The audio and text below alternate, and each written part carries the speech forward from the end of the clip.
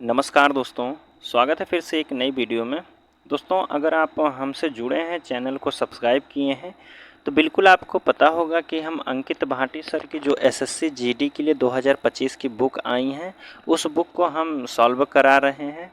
बात करते हैं तो सुबह जो दोपहर 12 बजे हमारी क्लास होती है, वह सामान्य ज्ञान की होती है, जिसमें हमने टॉपिक उठाया है हिस्ट्री का टॉपिक है। दोस्तों, हिस्ट्री के टॉपिक में बात करते हैं तो हर एक वीडियो में हम 30 क्वेश्चन कवर करते हैं, जिसमें से हम बात करें तो अब तक 3 वीडियो अपलोड कर दिया गया है। आज चौथा वीडियो है, जिसमें हम क्वेश्चन जो है 90 से लेकर 120 तक के प्रश्न को इस वीडियो में सॉल्व करेंगे।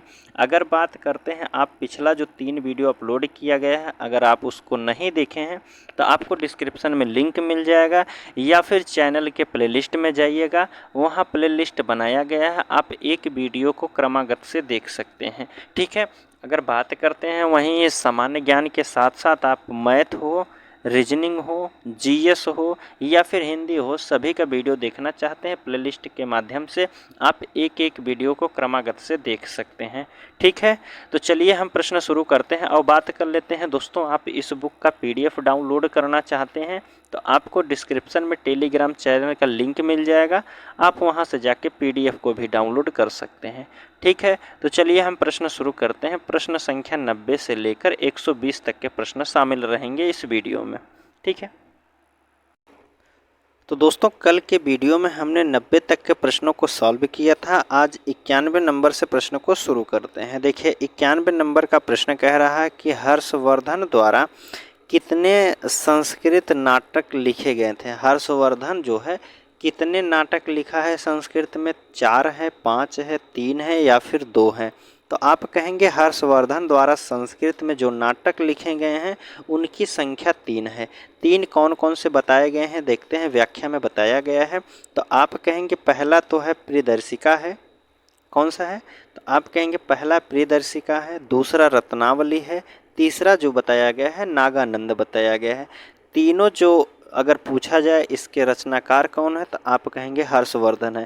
क्वेश्चन में आपसे यह भी पूछ लिया जाएगा कि प्रियदर्शिका के लेखक कौन है तो आप कहेंगे हर्षवर्धन। रत्नावली की बात किया जाए या फिर नागानंद की तो आप कहेंगे हर्षवर्धन ही है। चलिए अगला प्रश्न है, 92 नंबर का प्रश्न आपसे पूछा गया है। इसमें कह रहा है कि गुप्त शासक समुद्रगुप्त की प्रशंसा में लिखित प्रयाग प्रशस्ति अभिलेख जिसे इलाहाबाद स्तंभ में रचयिता कौन था। पूछा गया है कि गुप्त शासक समुद्रगुप्त की प्रशंसा लिखित में लिखी गई है, इलाहाबाद के स्तंभ में लिखा गया है, उसके लेखक कौन है यह हमसे पूछा गया है। किसने लिखा है? इलाहाबाद का जो प्रयाग प्रशस्ति अभिलेख है कालिदास लिखे हैं, भास लिखे, हरिसेन या फिर विशाख दत्त। तो आपसे पूछा गया है लेखक कौन है तो आप कहेंगे हरिसेन है, उसके दरबारी कवि थे। चलिए देखते हैं अगला प्रश्न। देखिए, इनके बताया गया व्याख्या में बताया गया है कि हरिसेन द्वारा जो है प्रयाग प्रशस्ति अभिलेख समुद्रगुप्त के संपूर्ण पृथ्वी को विजित करने वाला बताया गया है। ठीक है, तो प्रयाग प्रशस्ति अभिलेख जो है उसमें समुद्रगुप्त जो है पूरे पृथ्वी को जीत लिया है, वह लिखित में बताया गया है। तो प्रयाग प्रशस्ति अभिलेख में बताया गया है और उसके लेखक कौन है तो आप कहेंगे हरिसेन हैं। चलिए अगला प्रश्न है, इसमें पूछा गया है कि बताया जा रहा है कि हर्षवर्धन ने नर्मदा के कह रहा है कि एक मिनट कह रहा कि हर्षवर्धन ने नर्मदा नदी पार करके दक्कन की ओर बढ़ने की कोशिश की, तब चालुक्य नरेश ने उन्हें रोका था। चालुक्य नरेश कौन रोका था? पुलकेशिन द्वितीय था, समुद्रगुप्त गुप्त था, समुद्रगुप्त प्रथम था या फिर चंद्रगुप्त था? समुद्रगुप्त द्वितीय था। तो हर्षवर्धन को नर्मदा नदी के पार करने से रोकने वाला जो व्यक्ति था वह था, आप कहेंगे पुलकेशिन द्वितीय था। कौन था? पुलकेशिन द्वितीय था। ऑप्शन ए वाला बिल्कुल सही हो जाएगा। इनके व्याख्या के बारे में बताया गया है तो देखिए, व्याख्या में बताया गया है कि चालुक्य वंश के सबसे प्रतापी शासक की जब भी बात की जाएगी तो पुलकेशिन द्वितीय आएगा। इन्होंने हर्षवर्धन को नर्मदा नदी के तट पर पराजित कर दिया था। इसका उल्लेख ऐहोल अभिलेख में मिलता है। किसमें मिलता है कि पुलकेशिन ने हर्षवर्धन को पराजित किया है। यह बात किस अभिलेख में मिलती है? तो आप कहेंगे ऐहोल जो अभिलेख है इसमें मिलता है। और इसमें किसकी बात की गई है, किसके चर्चा की गई है? तो आप कहेंगे पुलकेशिन और हर्षवर्धन का जो युद्ध हुआ था। चलिए अगला प्रश्न आपसे पूछा गया है कि नालंदा विश्वविद्यालय की स्थापना द्वारा 5वीं शताब्दी में की गई थी। नालंदा विश्वविद्यालय की स्थापना किसके द्वारा की गई थी? तो आप सभी को पता होगा कि नालंदा विश्वविद्यालय की जो स्थापना है वह कुमारगुप्त द्वारा की गई थी।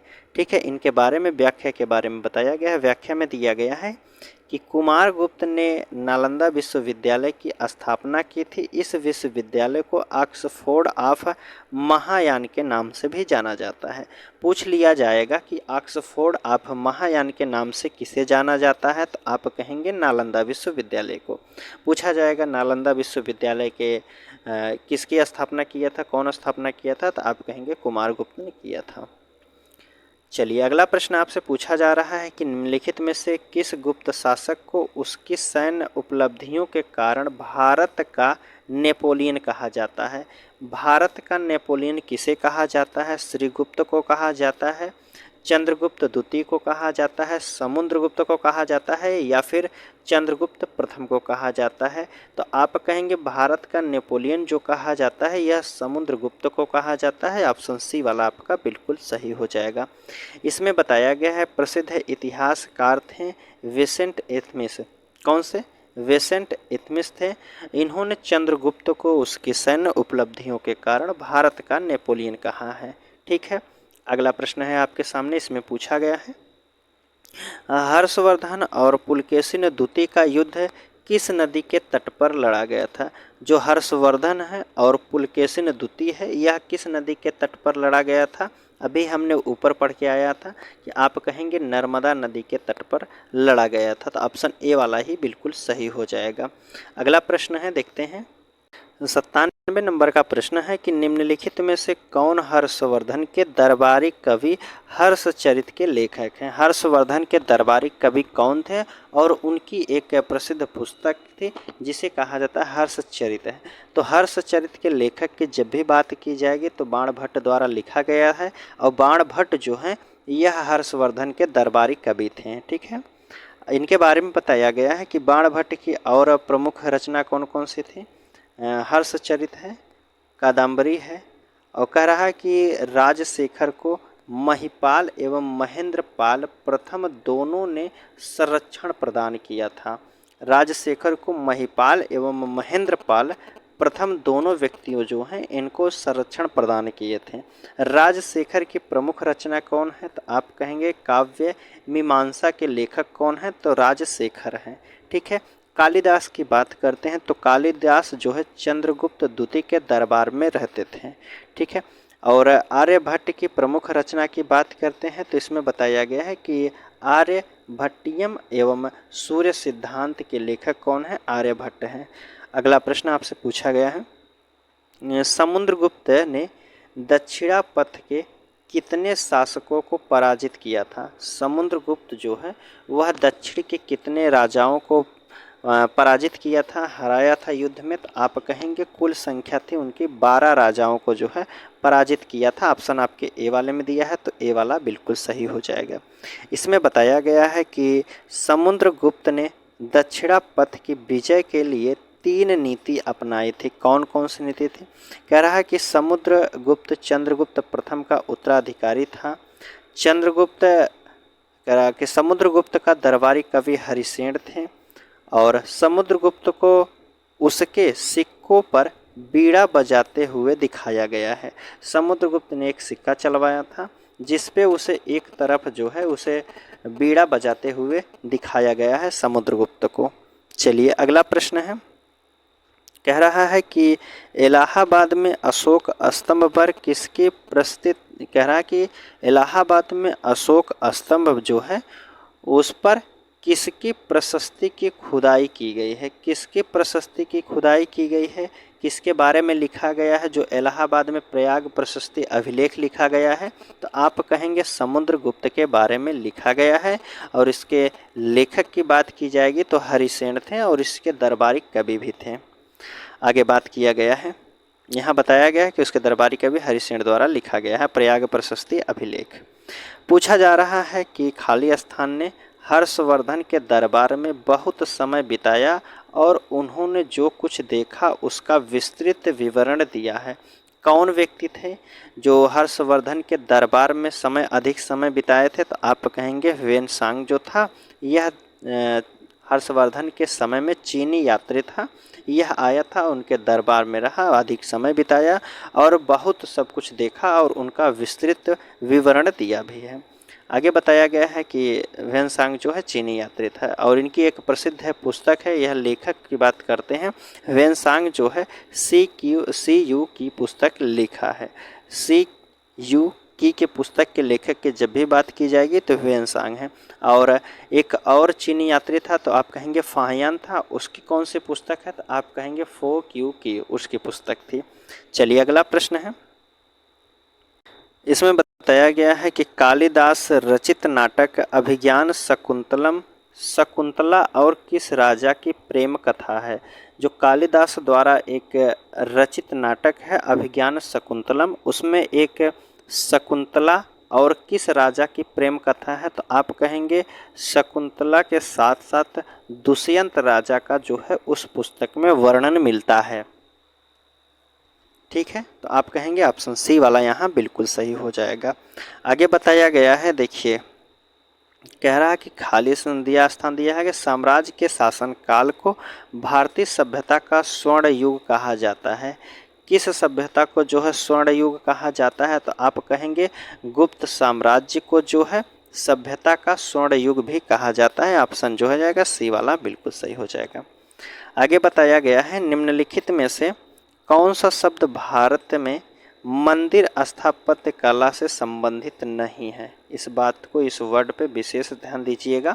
निम्नलिखित में से कौन सा शब्द भारत में मंदिर स्थापत्य कला से संबंधित नहीं है? द्रविड़, क्या द्रविड़ स्थापत्य कला थी? तो आप कहेंगे बिल्कुल थी। बेसर भी थी, नागर शैली भी थी, लेकिन उर्ध्वाका जो है यह नहीं थी स्थापत्य कला शैली में। ठीक है, ऑप्शन बी वाला आपका बिल्कुल सही हो जाएगा। ठीक है, आगे बताया गया है कि निम्नलिखित में से किस भारतीय शहर का संबंध संगम साहित्य से है? किस भारतीय शहर का जो है संगम साहित्य से है? उज्जैन का, सारनाथ का, बोधगया से, मदुरई का है।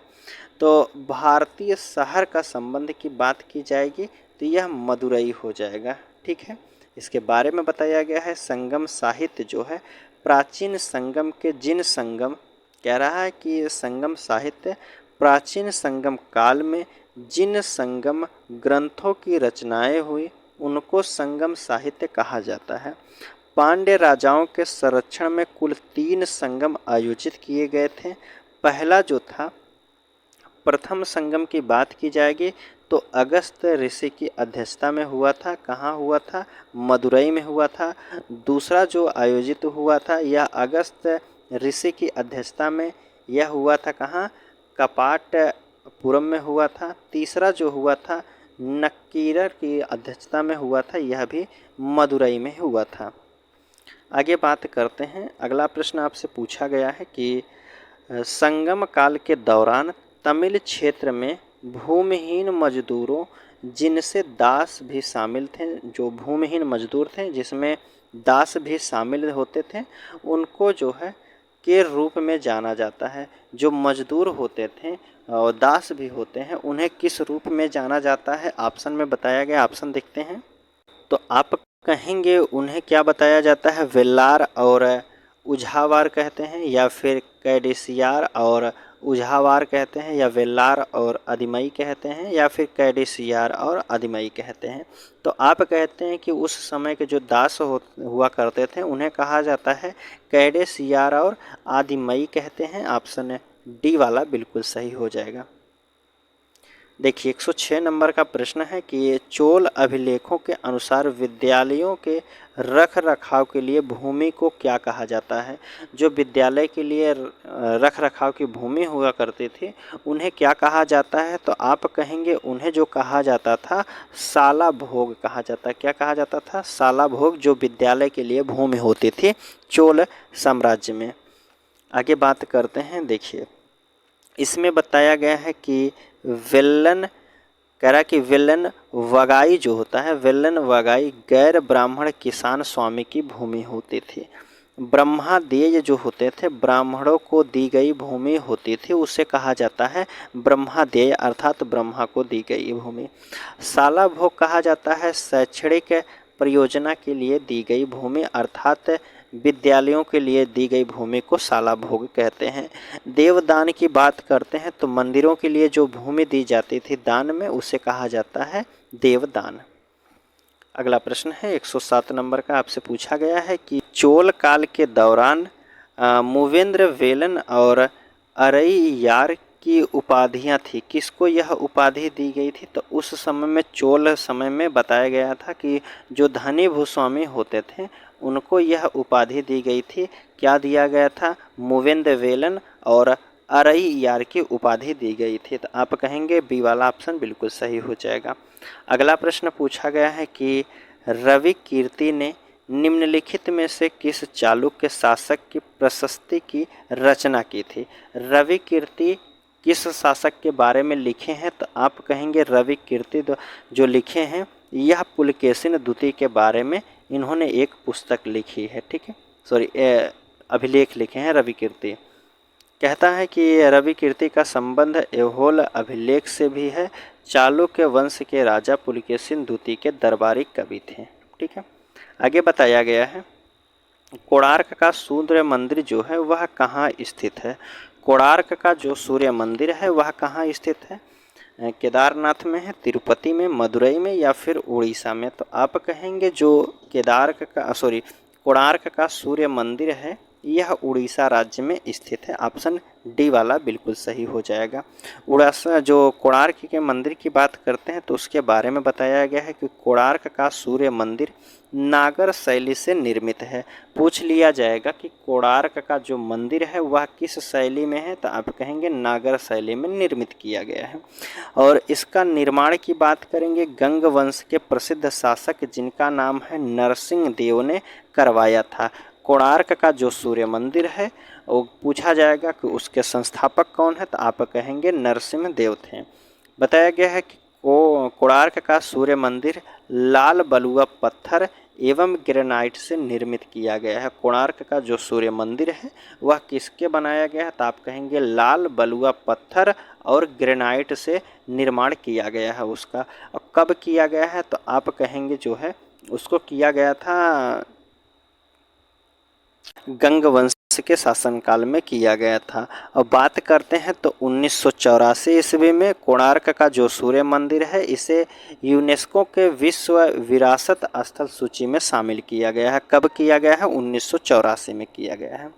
ठीक है, पूछा गया है कि तंजावुर का राजा राजेश्वर मंदिर निम्नलिखित में से किस देवता को समर्पित है? तंजावुर का जो राजा राजेश्वर मंदिर है वह किस देवता को समर्पित है? भगवान कृष्ण को है या फिर भगवान शिव को है, भगवान राम को है या फिर भगवान गणेश को है? तंजावुर का जो राजेश्वर मंदिर है वह भगवान शिव को समर्पित है। आप कहेंगे ऑप्शन बी वाला बिल्कुल सही हो जाएगा। इनके बारे में बताया गया है, कह रहा है कि तंजावुर या फिर तंजौर का जो राजा राजेश्वर मंदिर है इसका निर्माण करने की बात करें, निर्माण राजा राज प्रथम ने करवाया था।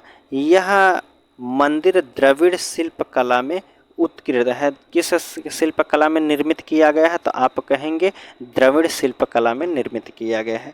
राजा राजेश्वर मंदिर जो है तमिलनाडु राज्य में स्थित है। पूछ लिया जाएगा राजा राजेश्वर मंदिर जो है वह कहाँ स्थित है, तो आप कहेंगे तमिलनाडु राज्य में स्थित है और भगवान शिव को जो है यह समर्पित मंदिर है। चलिए 11 नंबर का प्रश्न आपसे पूछा गया है, निम्नलिखित में से कौन सा वाकाटक राजवंश के संस्थापक थे। वाकाटक राजवंश के संस्थापक कौन थे? तो आप कहेंगे वाकाटक की जब भी बात की जाएगी तो यह विंध्य शक्ति जो है इस वंश के संस्थापक थे। कौन थे? विंध्य शक्ति। ऑप्शन सी वाला बिल्कुल सही हो जाएगा।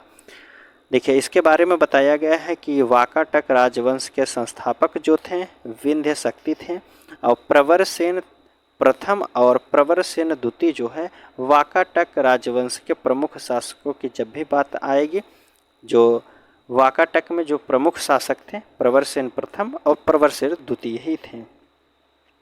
आगे बात किया गया है कि किस वंश के शासक जो है 999 में, कह रहा है किस वंश के शासक 999 में कंदरिया महादेव मंदिर का निर्माण करवाया था।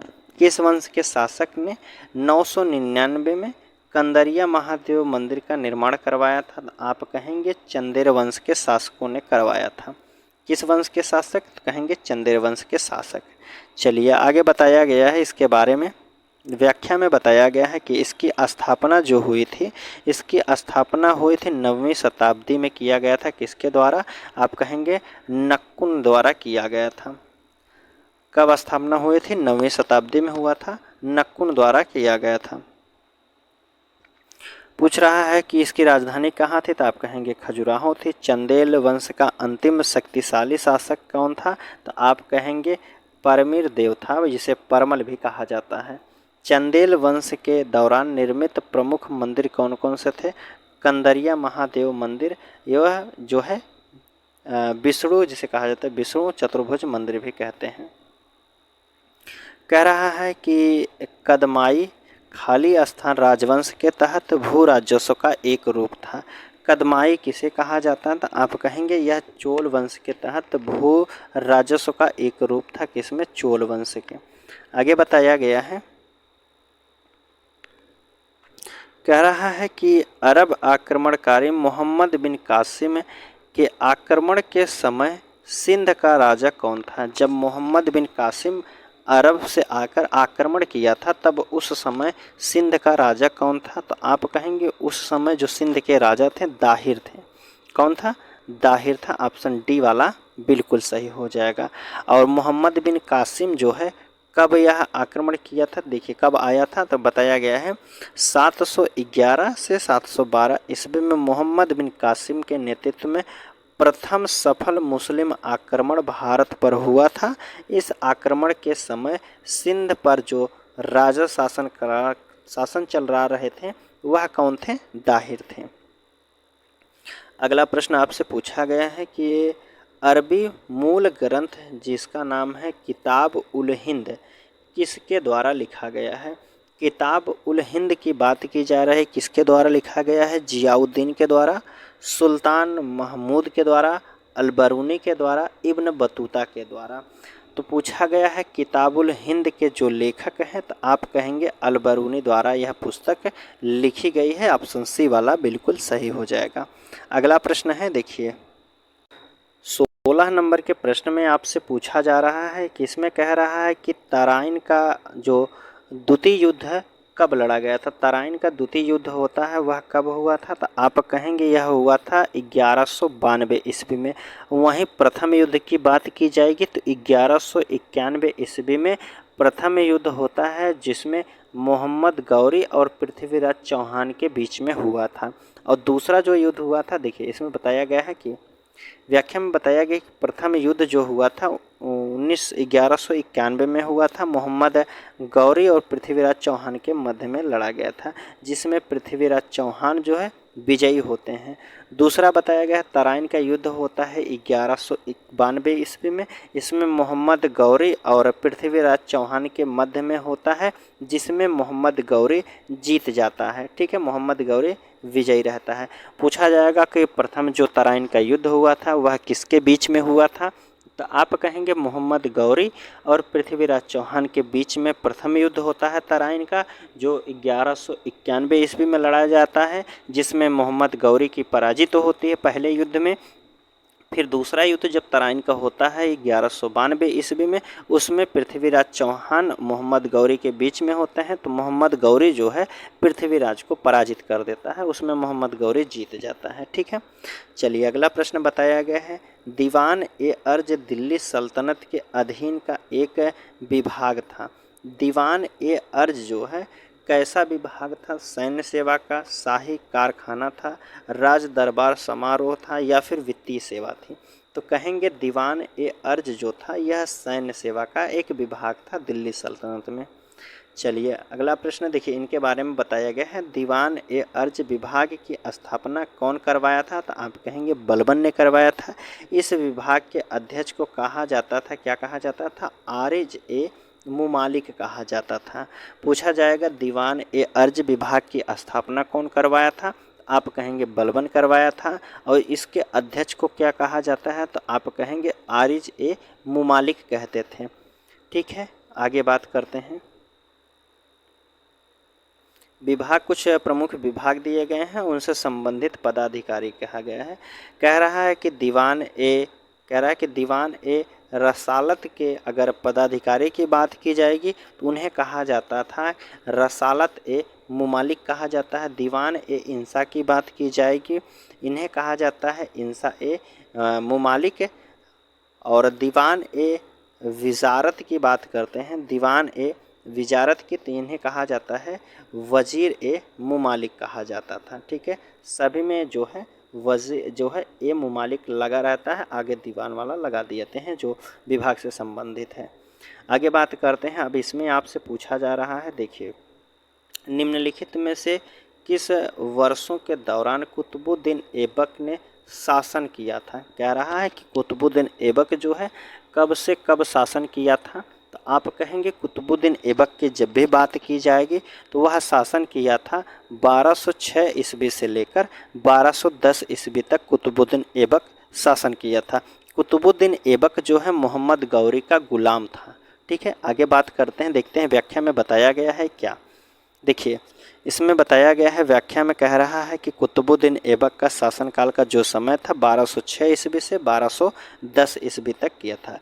कुतुबुद्दीन ऐबक राजधानी जो बनाया था उसे लाहौर बनाया था। ऐबक का अर्थ होता है चंद्रमा का स्वामी। पूछ लिया जाएगा कि ऐबक का अर्थ क्या होता है, तो आप कहेंगे चंद्रमा का स्वामी होता है। कुतुबुद्दीन ऐबक ने अपने शासनकाल के दौरान मलिक तथा सिपाह सलाहकार की उपाधि धारण किया था। ठीक है, पूछ लिया जाएगा, प्रश्न में आपसे पूछा है कि कुतुबुद्दीन ऐबक का शासनकाल कब से कब था, तो आप कहेंगे 1206 से 1210 ईस्वी तक। कुतुबुद्दीन ऐबक अपनी राजधानी कहाँ बनाया था, तो आप कहेंगे लाहौर को बनाया था। और ऐबक का क्या अर्थ होता है, तो आप कहेंगे चंद्रमा का स्वामी भी कहा जाता है। और कुतुबुद्दीन ऐबक जो है अपने शासनकाल के दौरान मलिक तथा सलाह जो है सिपाह सलार की उपाधि धारण किया था। ठीक है, आगे बात करते हैं। देखिए अब इसमें पूछा गया है कि बलबन ने अपने आप को श्रेष्ठ दिखाने के लिए कौन सी उपाधि धारण किया था। बलबन जो शासक है वह अपने आप को श्रेष्ठ दिखाने के लिए किस उपाधि को धारण किया था, तो आप कहेंगे उसे कहा जाता है जिल ए इलाही। जिल ए इलाही की उपाधि धारण करने वाला कौन था, तो आप कहेंगे बलबन था। ठीक है, आगे बात करते हैं, व्याख्या के बारे में बताया गया है बलबन के बारे में। बलबन जो है इलबरी तुर्क का रहने वाला था। बलबन का पूरा नाम था बहाउद्दीन था। पूछ लिया जाएगा बलबन का पूरा नाम क्या था, तो आप कहेंगे बहाउद्दीन था। बलबन कहाँ का रहने वाला था, तो आप कहेंगे इलबरी तुर्क का रहने वाला था। बलबन ने जिल्ले इलाही की उपाधि धारण किया था, जैसे ईश्वर की छाया की उपाधि धारण किया था। ठीक है, जिल्ले इलाही और ईश्वर की छाया की उपाधि भी धारण किया था। चलिए आज का लास्ट प्रश्न है, आपसे पूछा जा रहा है, इसमें कह रहा है कि दिल्ली के निम्नलिखित शासकों में से, कह रहा दिल्ली के निम्नलिखित सुल्तानों में से किस सुल्तान ने सिजदा तथा पाबोस की व्यवस्था शुरू की थी। सिजदा और पाबोस की जो व्यवस्था शुरू करने वाला है इनमें से कौन सा शासक हो जाएगा, तो आप कहेंगे गयासुद्दीन बलबन जो है यह सिजदा तथा पाबोस व्यवस्था शुरू किया था। इसमें पैबोस दिया है, पाबोस भी होता है, कहीं कहीं लिखा मिलता है। इसके बारे में बताया गया है कि बलबन से संबंधित महत्वपूर्ण तथ्य बताए गए हैं। लौह एवं रक्त की नीति अपनाने वाला कौन शासक है? तो आप कहेंगे बलबन ने ही अपनाया था, लौह एवं रक्त की नीति अपनाया था। ठीक है। नवरोज त्यौहार जो पारसी त्यौहार होता है, इसकी शुरुआत कौन करवाया था? तो आप कहेंगे बलबन ने ही करवाया था। सिजदा तथा पाबोस व्यवस्था शुरू करने वाला कौन था? बलबन ही था। दीवान ए अर्ज नामक सैन्य व्यवस्था का विभाग कौन शुरू किया था? बलबन ही किया था। तुर्कान ए चहलगानी जिसे चालीसा दल शुरुआत किया था, कौन शुरू किया था? बलबन ने ही किया था। आपसे अगर इसमें पूछ लिया जाएगा कि लौह एवं रक्त की नीति अपनाने वाला कौन शासक है, तो आप कहेंगे बलबन है। नवरोज त्यौहार जिसे कहा जाता है, नवरोज पारसियों का त्यौहार है, बलबन ने शुरू किया था। सिजदा एवं पाबोस जो व्यवस्था थी, रीति थी, उसको प्रारंभ करने वाले कौन था? तो बलबन था। दीवान ए अर्ज नामक एक सैन्य विभाग स्थापित किया था, बलबन ने ही किया था। तुर्कान ए चहलगानी जिसे चालीसा दल कहते हैं, उसकी स्थापना किया था, कौन किया था? तो आप कहेंगे बलबन ने ही किया था। ठीक है दोस्तों, आज का प्रश्न यहीं समाप्त होता हुआ। अगला प्रश्न आपके बारे में बताया गया है, देखिए कह रहा है कि निम्नलिखित में से कौन सा दिल्ली सल्तनत के दौरान गुप्तचर विभाग का प्रमुख था? दिल्ली सल्तनत के दौरान गुप्तचर विभाग के प्रमुख कौन थे? तो आप कहेंगे वारिद ए मुमालिक कहा जाता था। किसे कहा जाता है? वारिद ए मुमालिक को कहा जाता है। ठीक है, चलिए आज का लास्ट प्रश्न है, देखते 22 नंबर का प्रश्न है, आप बताइएगा इसको कमेंट के माध्यम से। कह रहा है जफर खां दिल्ली सल्तनत के निम्नलिखित में से किस शासक का प्रसिद्ध सेनापति था?